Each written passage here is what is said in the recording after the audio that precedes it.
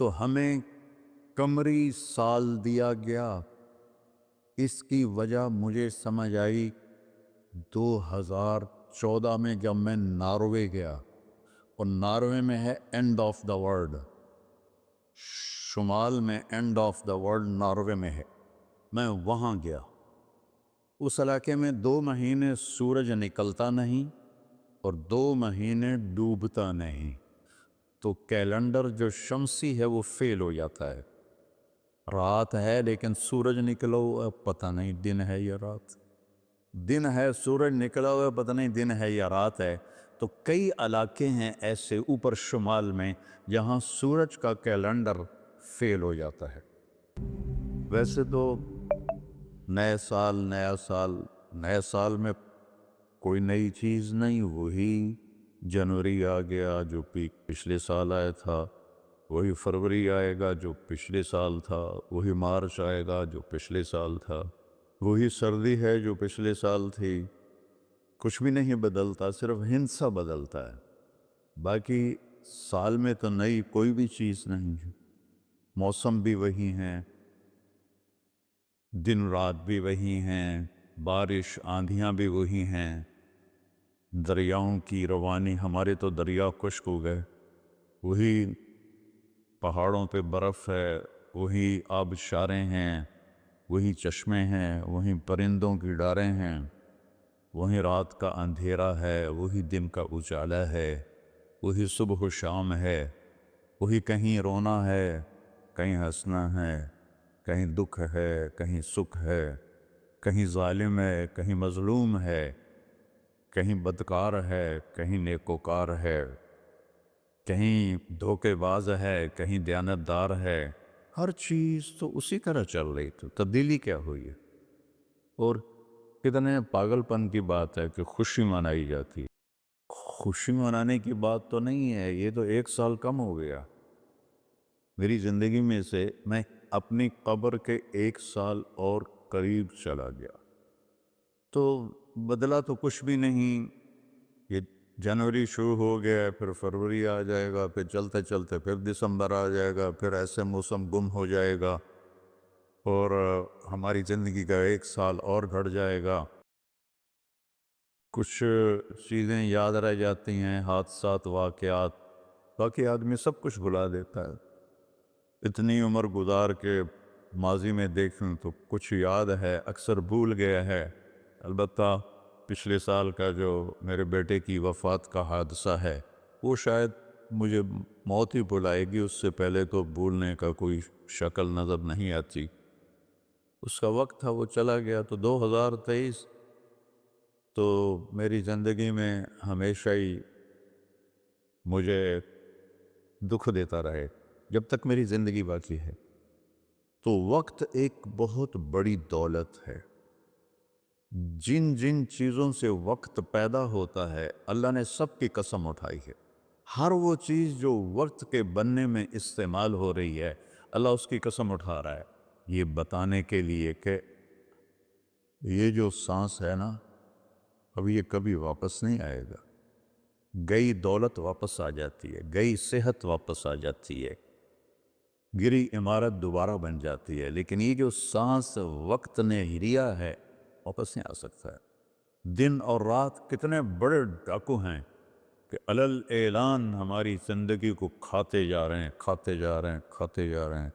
کوئی ہمارے 100 روپے جیب سے نکالے تو ہم کہتے ہو یہاں جمعے میں آ جاتے ہیں جیب کترے، وہ موبائل نکالتے ہیں، اور جی میرا موبائل نکل گیا، ذرا ہوشیار بھی رہنا، پتہ نہیں آئے نا بیٹھے میں، تو وہ میرا موبائل نکل۔ لیکن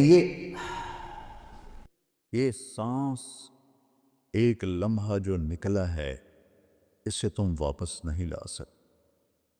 سورج چاند کی گردش الٹی نہیں ہو سکتی۔ تو اس کی اہمیت بتانے کے لیے اللہ تعالیٰ نے ان ساری چیزوں کی قسم اٹھائی۔ والشمس وضحاها والقمر اذا تلاها والنہار اذا جلاها واللیل اذا یغشاها والسماء وما بناها والارض وما طحاها ونفس وما سواها۔ 7 چیزوں کی اکٹھی قسم اٹھائی ہے اللہ تعالیٰ نے۔ سورج کی قسم، چاند کی قسم، دن کی قسم، رات کی قسم، آسمان کی قسم، زمین کی قسم، اور اے انسان تیری جان کی قسم کہ وقت نے تجھے گھیرا ہوا ہے اور تجھے کھینچ رہا ہے، کھینچ رہا ہے، کھینچ رہا ہے۔ ہر ٹک ٹک ٹک یہ کلہاڑے کی طرح میری زندگی کے درخت کو کاٹ رہی ہے، کاٹ رہی ہے، کاٹ رہی ہے، کاٹ رہی ہے، اور پتہ بھی نہیں چلتا، اور کسی کا کچھ پتہ نہیں کب اس کا وقت ختم ہو جائے۔ میں اپنے بارے میں تو سوچتا تھا کہ 70 سال کا ہو گیا ہوں تو اب میری زندگی مطلب جامن دا ویلا نیڑے ہی ہے، لیکن وہ عاصم پہ وقت آ گیا کہ 36 سال کا نوجوان اور اتنا صحت مند کہ 30 کلومیٹر مسلسل دوڑنے کی طاقت تھی اس کے اندر، 30 کلومیٹر ایک سانس میں دوڑتا تھا، اور خانپور ڈیم کو 1 گو میں اس نے کراس کیا اور آر پار کیا۔ اس کے اوپر موت کا حکم آ گیا تو کچھ پتہ نہیں ہے۔ مریض سسک رہا ہے یا اللہ موت دے دے، وہ جوان مانگ رہا ہے یا اللہ زندگی دے دے، اس پہ موت آ جاتی ہے۔ اور وہ ہمارا ایک نوکر تھا چاچا فتح محمد نام تھا، فتح کہتے تھے، آخر عمر میں بیمار ہو گیا تھا تو میں اس کا حال پوچھنے گیا تو مجھے کہا میاں موت نہیں آ رہی، ہمارا ٹائٹل ہے وہاں خاندان میاں، میاں موت نہیں آ رہی، کسی کو مانگے نہیں ملتی، کسی کے بچتے بچتے، لوگ کہتے ہیں نا میں تو مرتے مرتے بچا، ارے بھائی بچتے بچتے مر جائیں گے، میں تو مرتے مر جاؤں، میں تو مرتے مرتے بچے، ایک دن اس کا الٹ ہو جائے گا، بچتے بچتے مر جائے۔ وقت قیمتی چیز ہے، اور یہ قیمتی بنتا ہے اس میں کچھ بھرنے سے، اور جو بھر دو گے نکال نہیں سکو گے۔ وقت کے برتن میں جو بھرو گے، وہ بوتلوں میں یہ سیرپ مشینوں ہیں ایسے کر ڈال رہی ہوتی ہے نا، ایسے بوتل آتی ہے اس میں اوپر سے وہ مشین اس کے اندر سیرپ ڈالتی ہے، وہ آگے چلی جاتی، کبھی کوئی بوتل مس ہو جاتی ہے تو خالی آگے نکل جاتی، اس کے اوپر کھڑا ہوا جو ہے کام کرنے والا وہ اس کو اٹھا کے دوبارہ پیچھے رکھ دیتا پھر بھر جاتی ہے۔ لیکن یہاں یہ نہیں ہو سکتا کہ میری یہ گھڑی خالی چلی گئی، کچھ بھی نہ کیا، یا موبائل سے ہی کھیلتا رہا۔ کتنے نوجوان کیا بوڑھے کیا موبائل سے کھیل کھیل اپنی زندگی برباد کر رہے ہیں، گیموں میں زندگی برباد کر رہے ہیں، چیٹنگ میں زندگی برباد کر رہے ہیں۔ وقت ایک قیمتی چیز ہے۔ یہ سال مہینے تو ہم نے بنائے ہیں، اللہ نے کہا تھا تعلموا عدد السنین والحساب، مہینے سال تم خود بنا لینا، میں تمہیں وقت کھلا دے رہا ہوں جب تک تمہاری زندگی ہے۔ 17 ہجری میں حضرت عمر رضی اللہ تعالیٰ عنہ کی حکومت تھی، ابو موسیٰ اشعری رضی اللہ تعالیٰ عنہ یہ گورنر تھے بصرہ کے، تو انہوں نے خط لکھا کہ امیر المومنین آپ کے خط آتے ہیں، نہ پتہ ہوتا ہے یہ کب نافذ ہونا ہے اور نہ پتہ ہوتا ہے یہ کب ختم ہونا ہے، تو ارخ لنا، تو ہمارے لیے کوئی کیلنڈر بنائیے۔ تو حکومت بہت پھیل چکی تھی، 22 لاکھ مربع میل میں حکومت پھیل چکی تھی، تو حضرت عمر کو یہ بات بڑی پسند آئی تو انہوں نے سب کو جمع کیا، فرمایا بھائی ابو موسیٰ کا خط آیا ہے تو ہمیں اپنا کوئی کیلنڈر بنانا چاہیے۔ سب نے کہا بالکل صحیح ہے، تو فرمایا کہاں سے شروع کرے؟ تو ایک رائے آئی میلاد النبی سے شروع کرے، ولادت نبی سے شروع کرے۔ ایک رائے آئی غزوہ بدر سے شروع کرے، ایک رائے آئی فتح مکہ سے شروع کرے۔ آپ نے حضرت علی سے پوچھا تمہاری کیا رائے ہے؟ کہا ہجرت سے شروع کریں، کہ ہجرت سے اسلام زندہ ہوا، آپ کی ہجرت ہوئی تو اسلام کے دروازے کھلے۔ تو عمر رضی اللہ تعالیٰ عنہ کو یہ رائے سب سے زیادہ پسند آئی، اور یہ طے پایا کہ بھئی ہم ہجرت نبی سے اپنے سال کو شروع کریں گے۔ تو محرم سے ہجرت کی ابتدا ہو گئی۔ تو آپ نے فرمایا چونکہ ہجرت کی ابتدا تو محرم سے ہے، ہمارے نبی نے ہجرت کی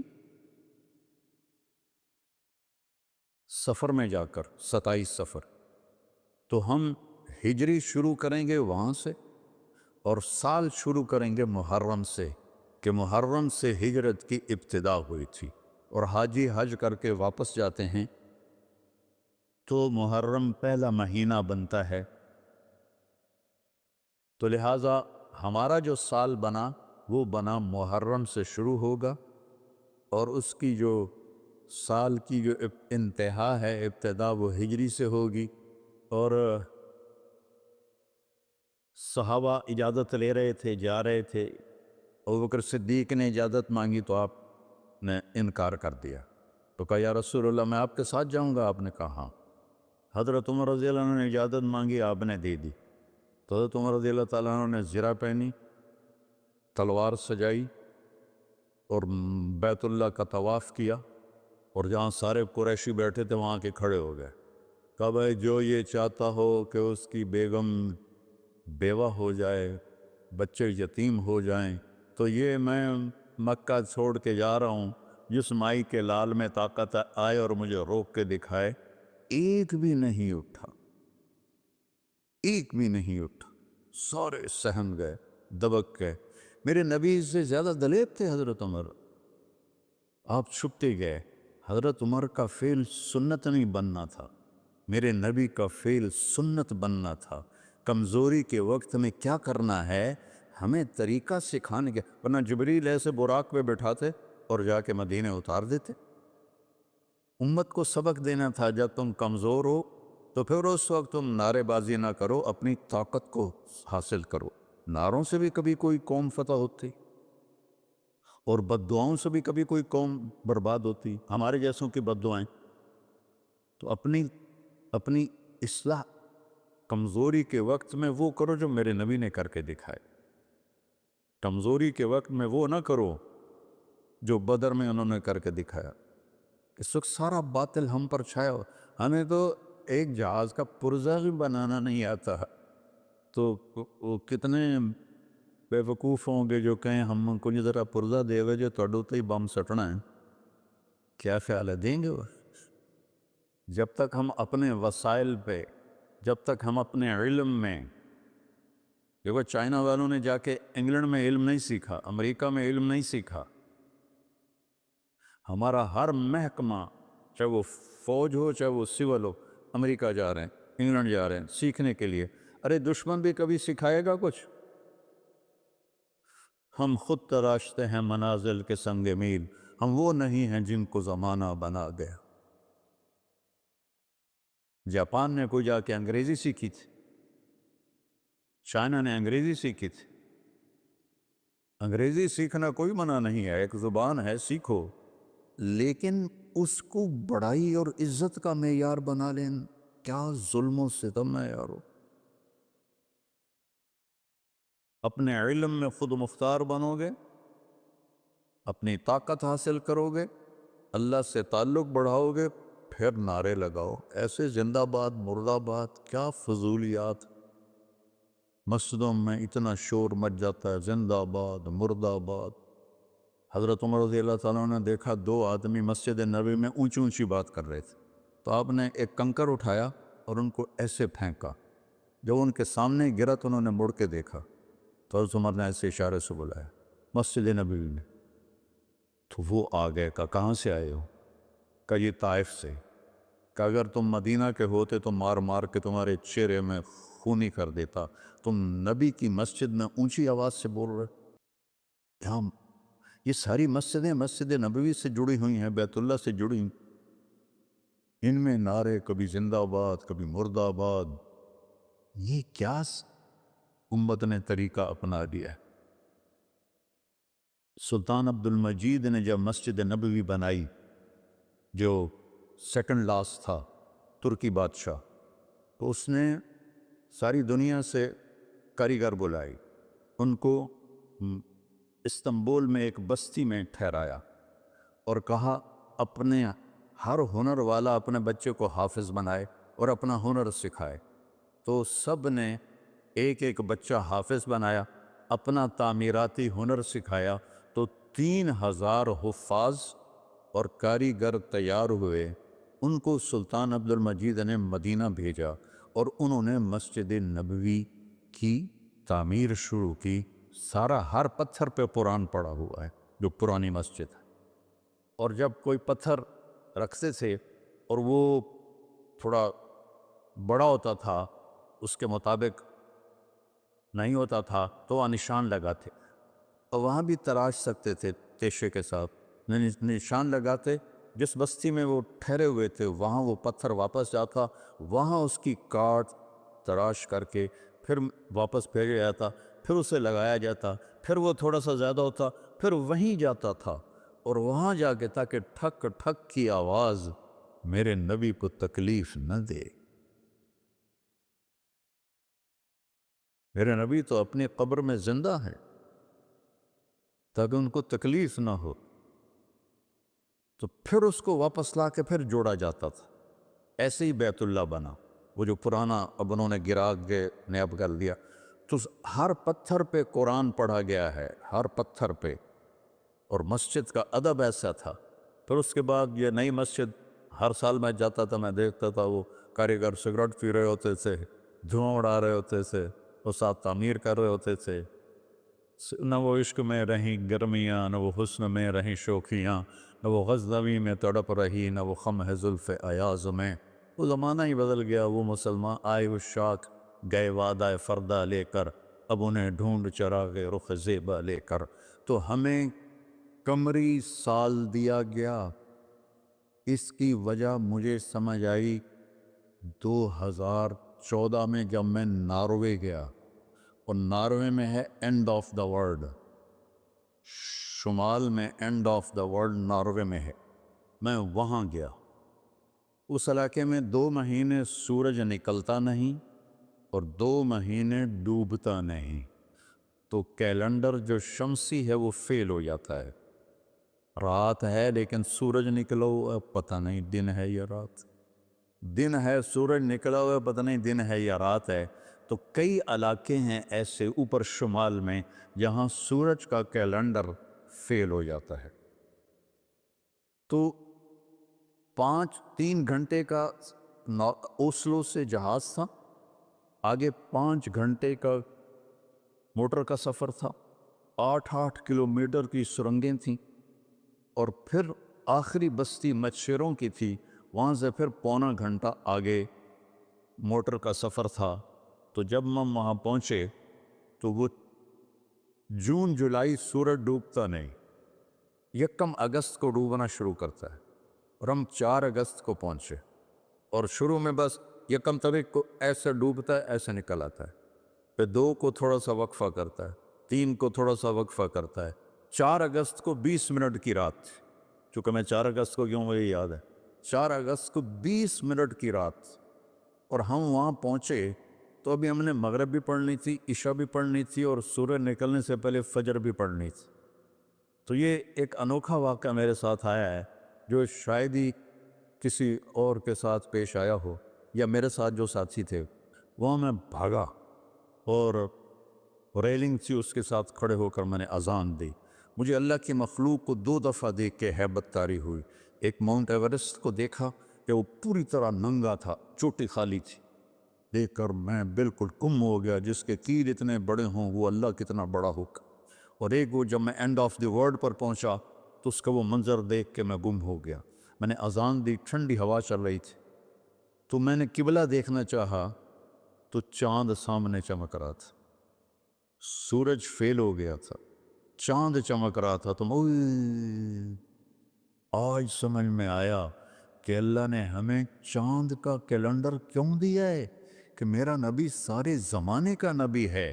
جہاں سورج نہیں نکلتا اور جہاں سورج کئی مہینے نہیں ڈوبتا، اگر وہاں کوئی مسلمان ہیں تو دن رات کا حساب کیسے لگائیں گے؟ چاند کو دیکھ کر۔ میں نے چاند دیکھا، واہ واہ اب یہ رات کھڑی ہے، تو وہ قبلہ فٹ کیا، مغرب کی نماز پڑھی۔ مغرب عشاء اکٹھے پڑھنا تو مسافر کے لیے جائز ہے باقی ائمہ کے نزدیک، تو پہلے مغرب پڑھی، پھر عشاء پڑھی، پھر ساتھ ہی میں نے فجر کی اذان دی۔ ہاں عشاء پڑھی، ایک وتر پڑھنا بھی سنت ہے، تو میں نے کہا بھائی آج ہکو وتر پڑھو کدیں فرض نہ نکل جاوے، تو ایک وتر پڑھا، پھر میں نے فجر کی اذان دی، ٹک ٹک ٹک ٹک 2 سنتیں پڑھی، پھر والعصر انا اعطینا سے میں نے فرض نماز پڑھائی، اور بیٹھے تھے کہ سورج آ کے السلام علیکم۔ تو وہاں جا کے مجھے یہ بات سمجھ میں آئی کہ اللہ نے ہمیں چاند کا کیلنڈر کیوں دیا ہے۔ یہ کہیں بھی ناکام نہیں ہوتا، کہیں فلاپ نہیں ہوتا۔ سورج کا کیلنڈر کتنی جگہ ہیں دنیا میں جہاں فلاپ ہو جاتا ہے، ناکام ہو جاتا ہے۔ تو یہ ہمارے نبی کی عالمی نبوت کی ایک دلیل چاند کا نظام شمسی بھی ہے۔ تو بھائیو، میں بہت ساری باتیں وقت کے متعلق بتا گیا، کہنا تو یہ تھا کہ ہندسہ بدلا ہے تو اپنے آپ کو بھی بدلیں، توبہ کریں اپنے رب کی بارگاہ میں، اور گناہوں سے توبہ کریں۔ پتہ نہیں کب عاصم کی طرح کس کو موت اٹھا کے لے جائے، تو نہ جانے بلا لے پیا کس گھڑی، تو کیا کیا کرے گی کھڑی دن کے دن، نہ جانے بلا لے پیا کس گھڑی، پتہ نہیں کب موت کا ڈنکا بج جائے۔ تو بھائیو، اس سے پہلے توبہ کرو، اپنے رب کی بارگاہ میں جھکو، فرائض ادا کرو، 5 نمازیں پوری پڑھو، جھوٹ نہ بولو، سچ بولو، دھوکہ نہ دو، دیانتداری سے چلو، بدکاری نہ کرو، نکاح کرو، یہ نشے نہ کرو، حلال پیو، حلال کھاؤ، حرام نہ کماؤ، حلال کماؤ، ماں باپ زندہ ہیں تو ان کے آگے اف بھی نہ کرو، بیوی بچوں سے حسن سلوک رکھو، روب جمانا نہیں۔ ماں باپ سے کہتا ہوں، اولاد کی عزت کرو، اولاد کو عزت دو، انہیں ڈانٹ ڈپٹ سے نہ چلاؤ، پیار سے چلاؤ۔ اولاد سے کہتا ہوں، ماں باپ کے آگے اف بھی نہ کرو، کہ وہ تمہاری جنت ہیں، وہ تمہاری جنت کے دروازے ہیں، اور اپنی کمائیوں میں حلال رکھو۔ ایک دوسرے سے لڑے ہوئے ہو تو صلح کر لو، کہ اللہ پاک کو آپس کا لڑنا بالکل پسند نہیں ہے۔ اور اب یہ سیاست کا بازار گرم ہو رہا ہے، یہ نہیں منافقت ہے، منافقت کے سوا کچھ نہیں ہے، اس سے دور ہی رہو تو اچھا ہے۔ اور اگر کہیں کوئی سیاست کا کسی کو شوق ہے تو پھر اپنے مخالف کی بدخوئی نہ کرے، اس کی برائی نہ کرے، اس کو گالیاں نہ دے، اس کو برا بھلا نہ کہے، ورنہ اپنی آخرت خراب کرو گے۔ یہ ایم پی ایم این اے ٹکے ٹکے بک رہے ہیں تو ان کی کیا حیثیت؟ آج کل کے وزیروں کو کون پوچھا؟ وزیر اعظم کو کوئی نہیں پوچھتا، تو وزیروں کو کس نے پوچھنا؟ جب میں لاہور پڑھتا تھا تو مغربی پاکستان ہوتا تھا، ایک صوبہ، اور اس کا گورنر تھا امیر محمد خان اکیلا، اور پورے مغربی پاکستان کے 11 وزیر، ان کا روب بھی تھا، ان کے پاس پاور بھی تھی، ان کا پروٹوکول بھی تھا، وہ دیانتدار بھی تھے۔ کیا کریں، اپنے اوپر ہی روئیں، آنسو بہائیں۔ تو بھائی توبہ کرتے ہو سارے؟ کہو میرے ساتھ، یا اللہ میری توبہ، پھر کہو یا اللہ میری توبہ، پھر کہو یا اللہ میری توبہ۔ انشاءاللہ ہماری توبہ قبول ہوگی، اور اگر کبھی ٹوٹ جائے پھر توبہ کر لینا، اللہ پھر معاف کر لے گا انشاءاللہ۔